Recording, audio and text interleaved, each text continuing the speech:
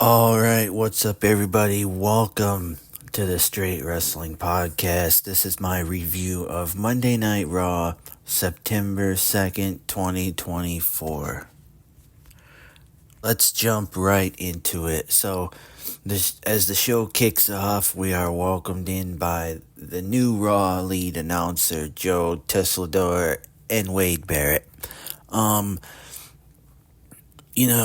Joe did alright.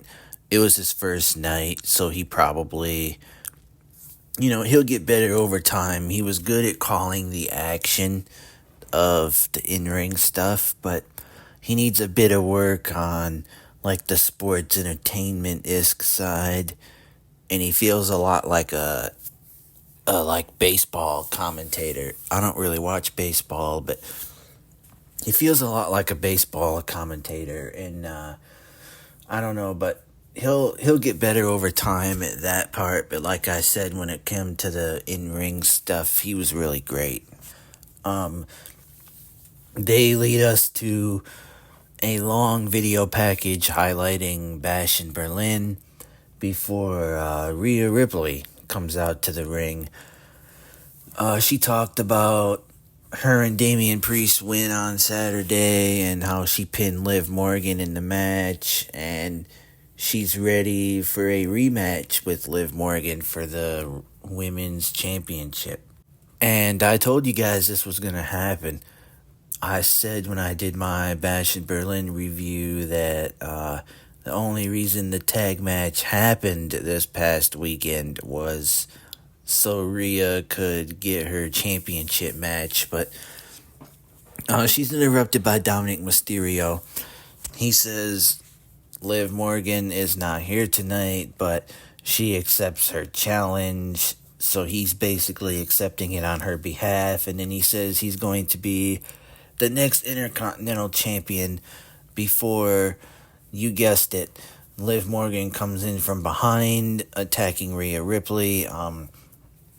Her leg got caught up in the bottom rope, Rhea Ripley's did, so she was beating her down there. And then Damian Priest came out, which sent Liv Morgan and Dominic Mysterio running into the crowd to wrap up the opening promo here. I'm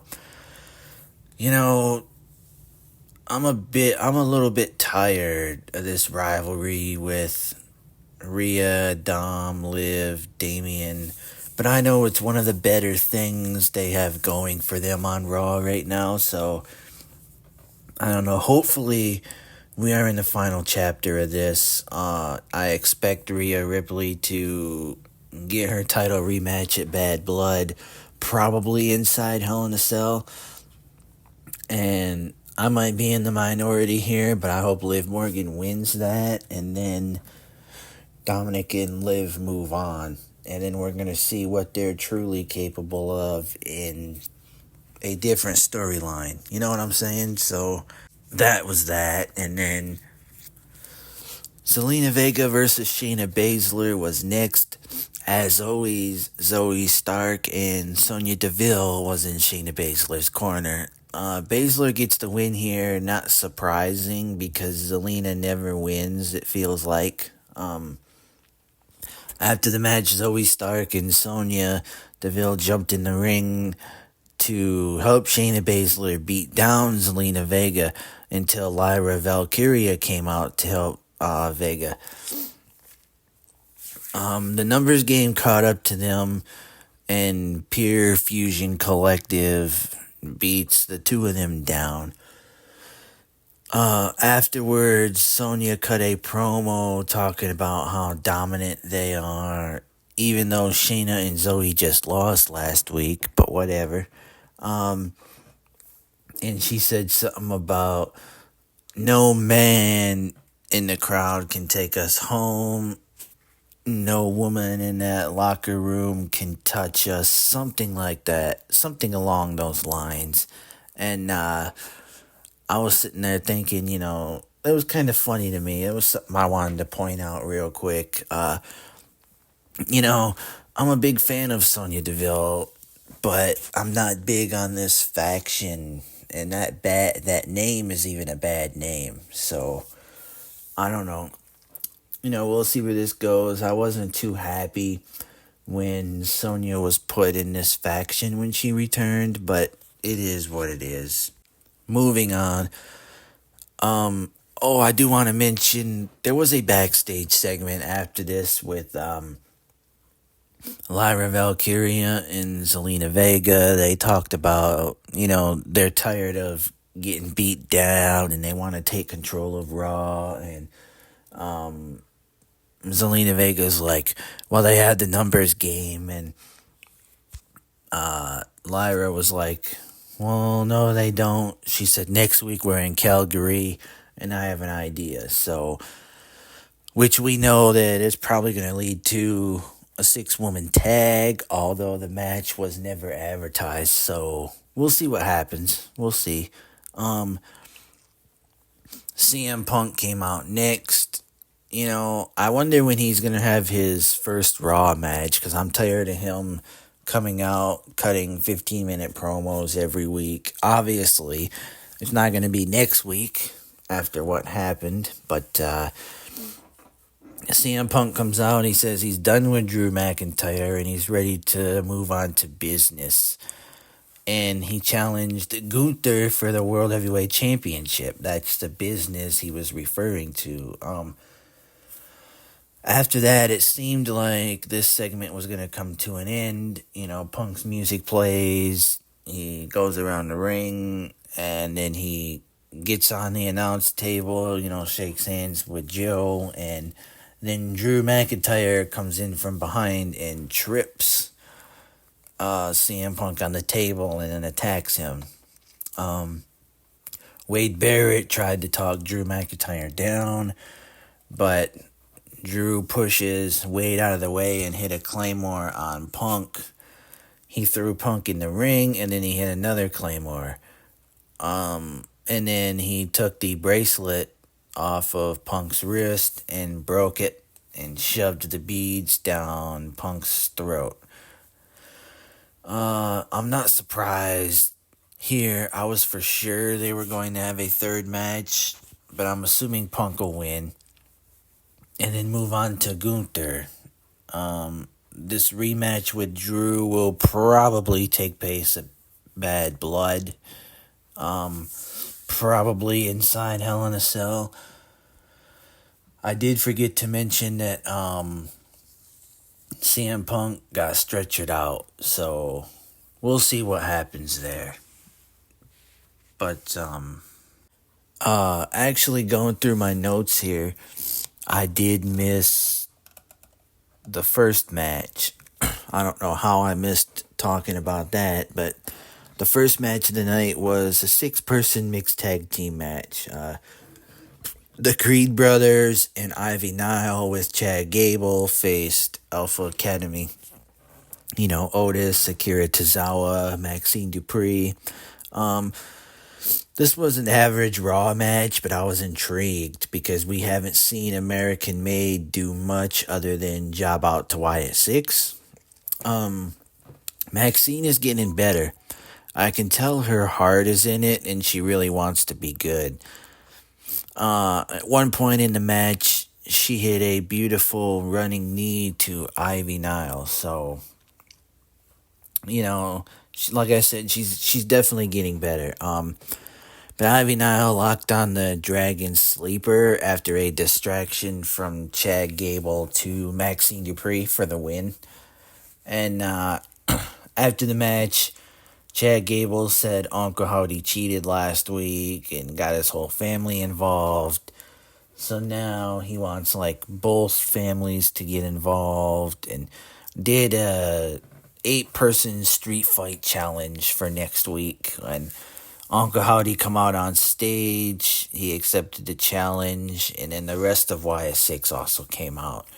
I loved this, and I can't wait for this match next week, because YS6 is definitely one of the best things that they have going for them on Raw. Honestly, probably the best thing that Raw has going. I love the YS6. And then we had a heading back to the show after the CM Punk segment, we had a Fatal 4-Way Intercontinental Championship. I believe they call it an Intercontinental Championship tournament. The winner goes on to a Fatal 4-Way match. It's not a real tournament when your 4 winners go on to a Fatal 4-Way, but whatever. Between Dragon Lee, Ilya Dragunov, and Dominic Mysterio. This is the point normally every week where I get distracted and tune out of Raw, because it's a 3-hour show every week.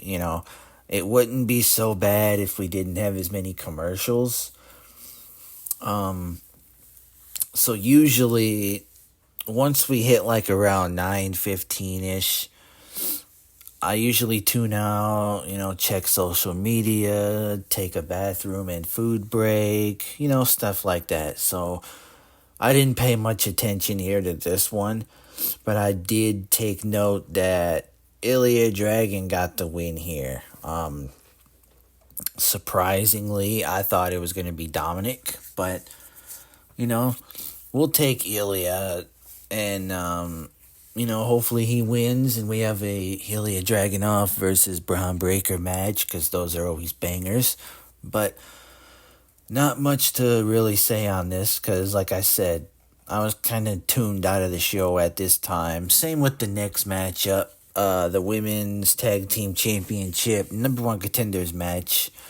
Elba Fire and Isla Dawn defeated Damage Control's Io Sky and Kairi Sane. Again, not much to say there, because I was still kind of tuned out of the show at that point.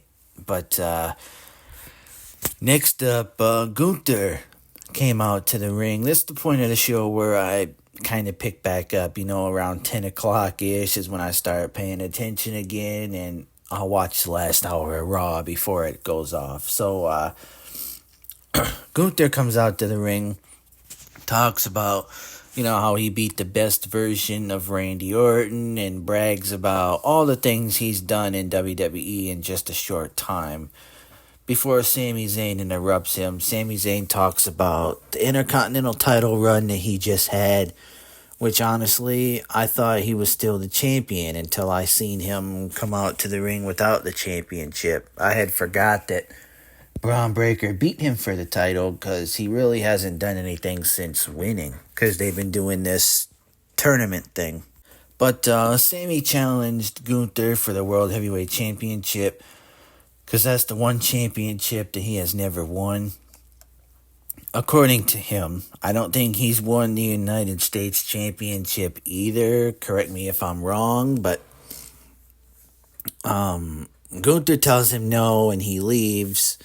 And while he's walking up the ramp, Sami Zayn tells him that Gunther is scared of him because he beat him for the Intercontinental Championship at WrestleMania, and he's the only man to beat Gunther since coming up to the main roster. And Gunther stopped when Sami was talking, but then he walked off after Sami got done. So I don't know. I wasn't interested at this match at first, but after thinking about it, we'll actually see what happens here. It's probably going to be good. Their WrestleMania match was good, so I expected maybe we'll see this match next week, but it wasn't announced when they announced next week's card. So, backstage, Jackie Redmond, who I absolutely love. She's really good at her job, and she's also pretty hot. She interviews Jey Uso about the tag team match tonight and the Intercontinental Championship tournament till Braun Breaker walks up, talking about if Jey wins, he's not going to win the title. And Jey Uso called Braun Breaker a rookie at one point. So it was some pretty interesting stuff there, but it's at a point now where you're kind of thinking, okay, Jey Uso's probably going to win this matchup here, so, Next up, we had the final Intercontinental Championship Triple Threat qualifier as Braun Strowman, who was replacing Bronson Reed because he has COVID, taking on Sheamus and Ludwig Kaiser. This one was a decent one. I wasn't too into this matchup because the only one that I'm really invested in is Sheamus, and it was actually a really quick match. It was less than 8 minutes. Braun Strowman got the win here, so not much to talk about. Strowman's still kind of injured from last week, so we'll see if he's injured heading into the match next week. Something interesting to note here, WWE said it like 15 times tonight that all 3 shows are going to be on USA for 3 weeks straight starting next week. So,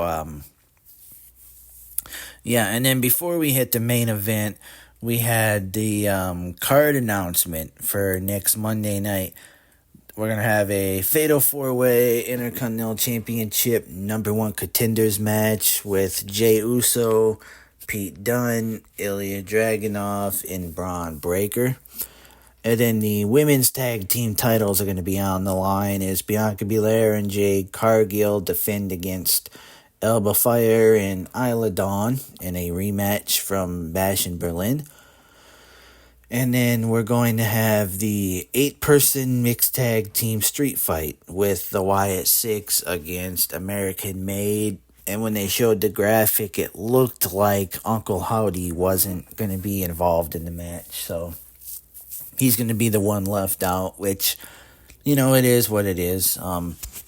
This leads us to our main event to the evening, Jey Uso and Damian Priest facing JD McDonough and Finn Balor. This one was overbooked. Liv Morgan came out at one point to try to help. I know Rhea Ripley ended up coming out to take care of Liv Morgan. The rest of Judgment Day ended up coming out as well. But Jey Uso and Damian Priest ended up getting the win here. And this was a non-title match against our tag champs. So I'm expecting maybe a championship match down the line or something like that. Rhea Ripley did come out in a crutch, and Liv Morgan was making fun of her at one point before Rhea beat her down with the crutch. And then Jey Uso hit a Uso splash on JD for the win here. So, overall, I really loved this week's Raw. Raw usually doesn't disappoint, as it's consistently the best show of the week for WWE. So we'll see what next week brings. We heard the card for next week, and so tonight is NXT. I probably won't do a review on NXT. I'll probably watch it, but I won't review it. Same with Dynamite Wednesday. But, alright guys, I'll see you later.